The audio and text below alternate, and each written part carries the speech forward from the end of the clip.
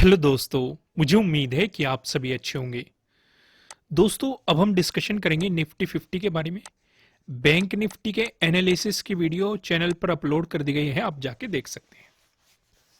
दोस्तों, वीडियो की शुरुआत करने से पहले मैं आपसे एक सवाल पूछना चाहता हूं, और ये सवाल आपको भी अपने आप से पूछना है। दरअसल मैं ये पूछना चाह रहा हूं कि कभी कभी नो ट्रेडिंग करना भी अपना पैसा बचाना होता है, क्योंकि आप जल्दबाजी में या बिना लॉजिक के ट्रेडिंग करेंगे तो उससे आपके कैपिटल का लॉस होगा।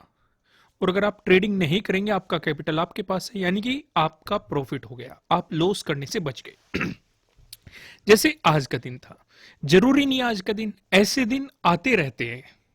वीक में भी एक दो बार मिल जाते हैं, या 10-15 दिन में या महीने में भी मिल जाते हैं, जिन्हें हमें अवॉइड करना चाहिए।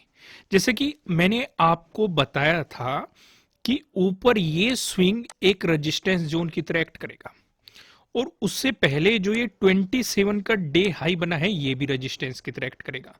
मार्केट यहां से ऊपर ही नहीं गया, तो बाइंग की तरफ तो ट्रेड बनता ही नहीं था। अगर आपने मेरी लास्ट टू लास्ट वाली वीडियो देखी होगी, वहां पे मैंने आपको नीचे एक जोन बताया था कि एक रेजिस्टेंस जोन होता है। जब हमने 26 का डिस्कशन किया था, तब मैंने डिस्कस किया था ये वाला जोन। अगर आप देखेंगे, सपोर्ट इसी जोन में बना है।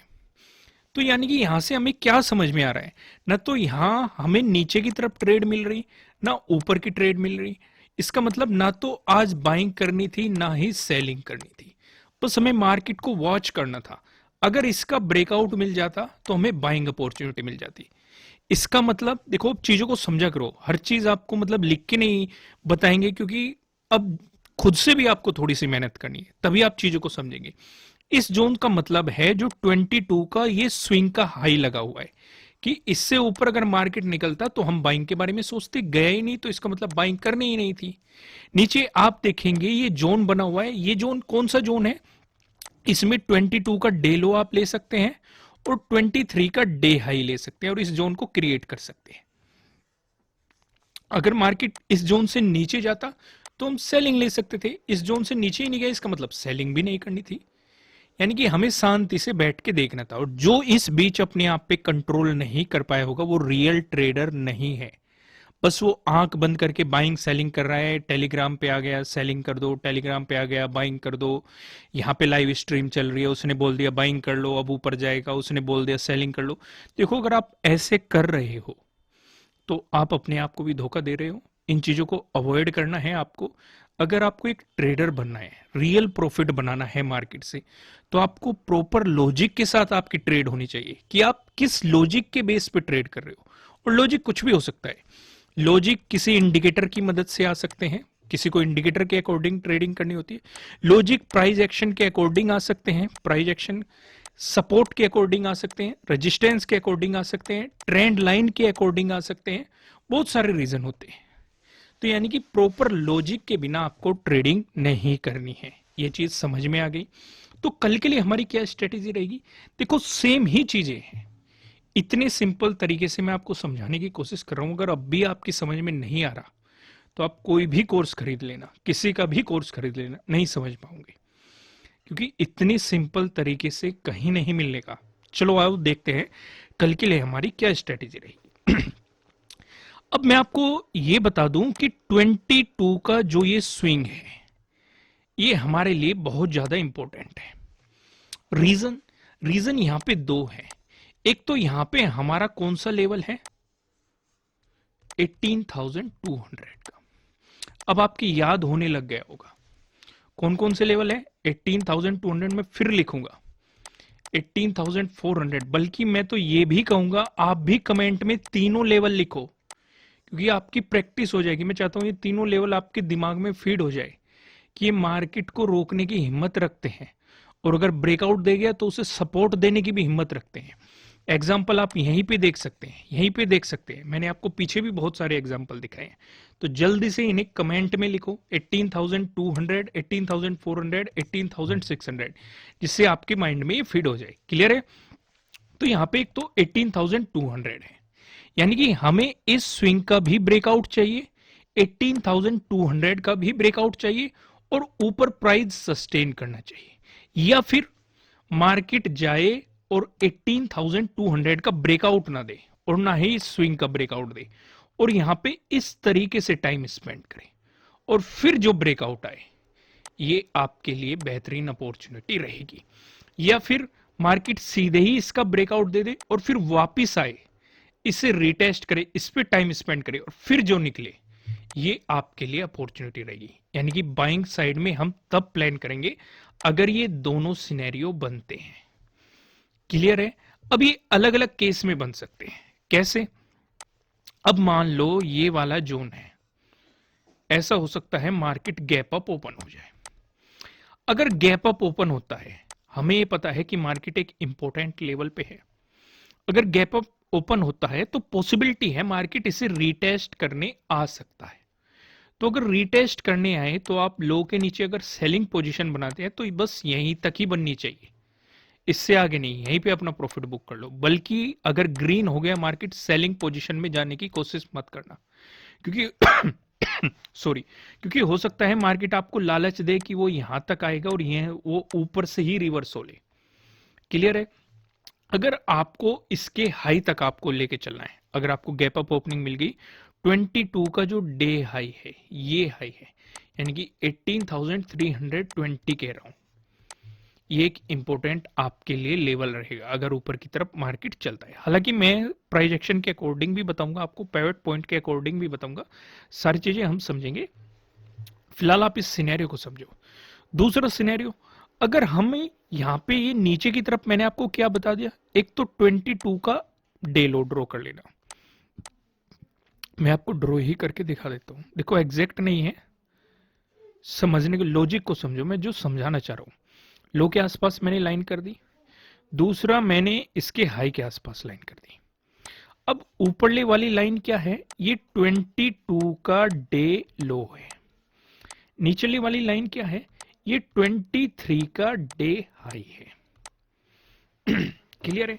यानी कि हम नीचे की तरफ सेलिंग पोजीशन किस केस में लेंगे? अगर आप ध्यान से देखेंगे, ये जो आज का 28 का डे लो बना है, ये कहीं ना कहीं 22 के डे लो के पास ही है। अगर आप देखेंगे, इस वाली लाइन पे फोकस करो, यहाँ पे इसका डे लो है, यहाँ पे इसका डे लो है। देखो जो चीज बताई जा रही है आपको, ये प्रॉपर लॉजिक के साथ बताई जा रही है। मैंने आपको पहले भी एक्सप्लेन की है, ये वही तो जोन है जो मैं आपको यहाँ पे एक्सप्लेन कर रहा था कि ये एक सपोर्ट जोन रहेगा और उसी की तरह ये एक्ट कर रहा है।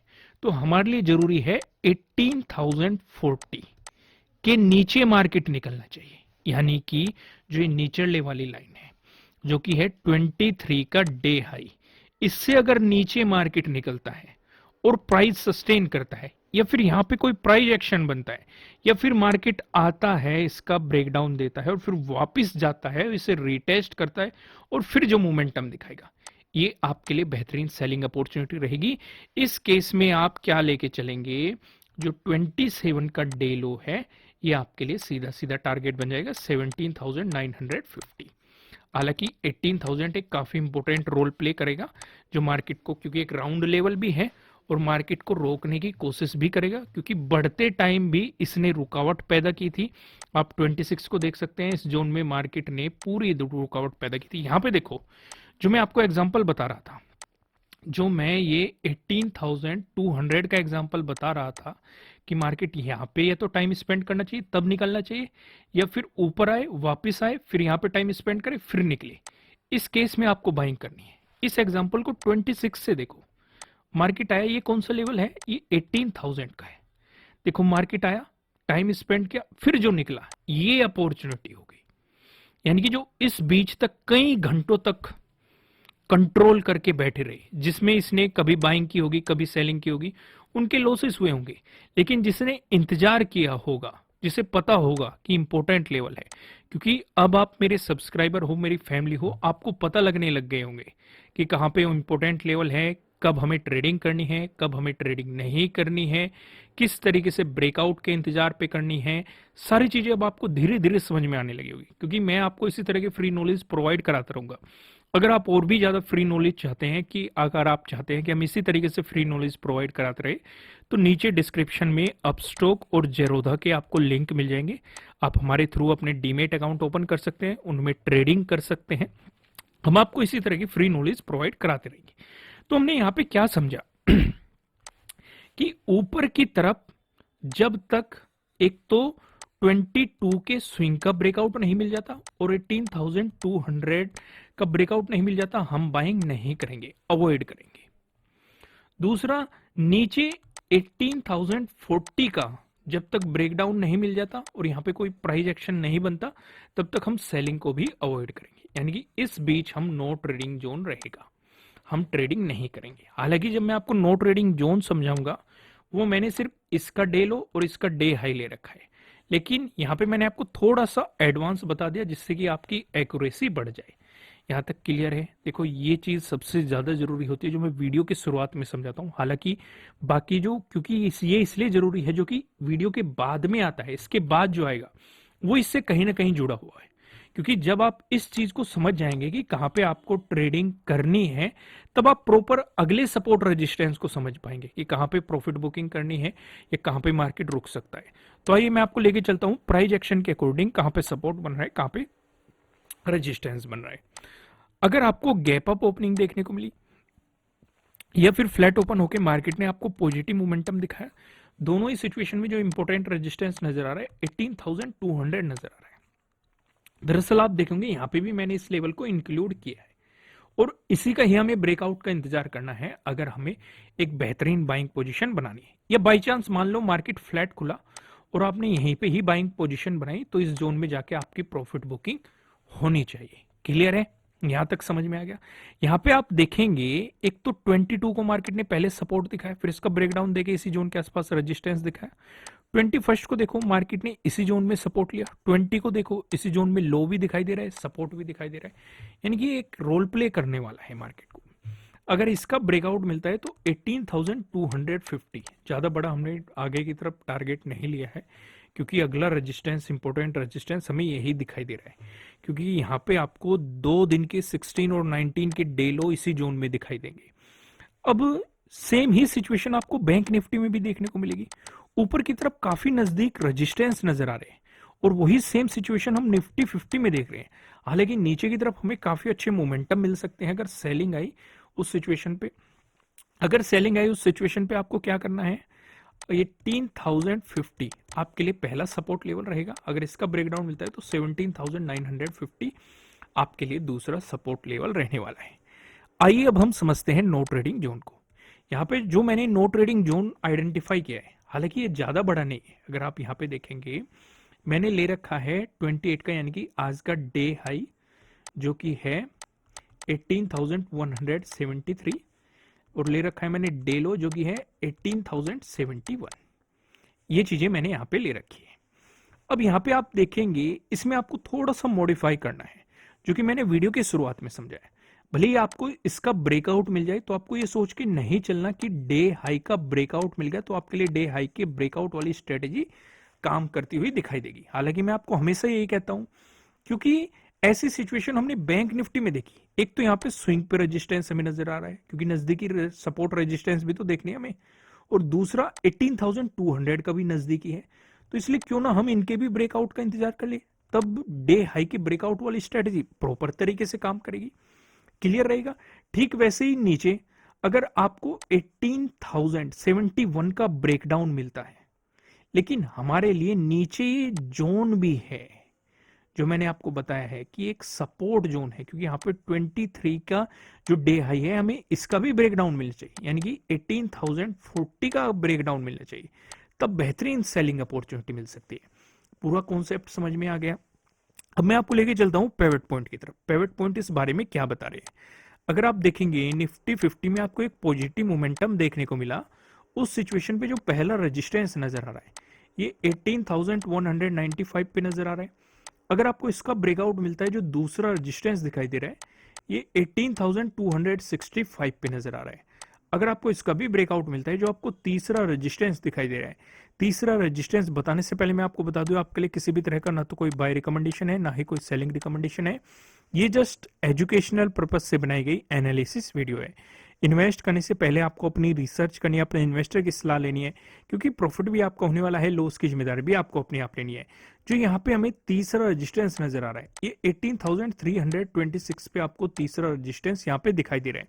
वहीं बात करें निफ्टी 50 में, अगर आपको देखने को मिला एक नेगेटिव मोमेंटम, इस सिचुएशन पे जो हमें पहला सपोर्ट नजर आ रहा है ये 18,082 पे नजर आ रहा है।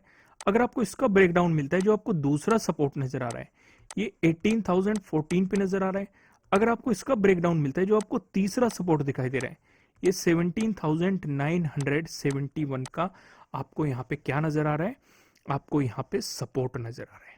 क्लियर है दोस्तों? मैं फिर से कहूंगा, अगर आप इसी तरह की फ्री नॉलेज चाहते हैं तो नीचे डिस्क्रिप्शन में आप स्टॉक और जेरोदा का लिंक दिया गया है, आप उसमें जाके अपना डीमेट अकाउंट ओपन कर सकते हैं और आप ट्रेडिंग कर सकते हैं उसमें, और हम आपको इसी तरह की फ्री नॉलेज प्रोवाइड कराते रहेंगे जो आपकी लर्निंग में मदद करेगी, आपकी स्किल्स को इंप्रूव करेगी, आपकी नॉलेज को इंप्रूव करेगी और आपकी एक्यूरेसी को बढ़ाएगी। ठीक है दोस्तों, फिलहाल इस वीडियो को लाइक कीजिए, कमेंट करके मुझे बताइए कि आपको एनालिसिस कैसे लग रहे हैं, आपके लिए कितने हेल्पफुल है। फिर मिलेंगे किसी नेक्स्ट वीडियो में किसी अच्छे कंटेंट के साथ। Thank you.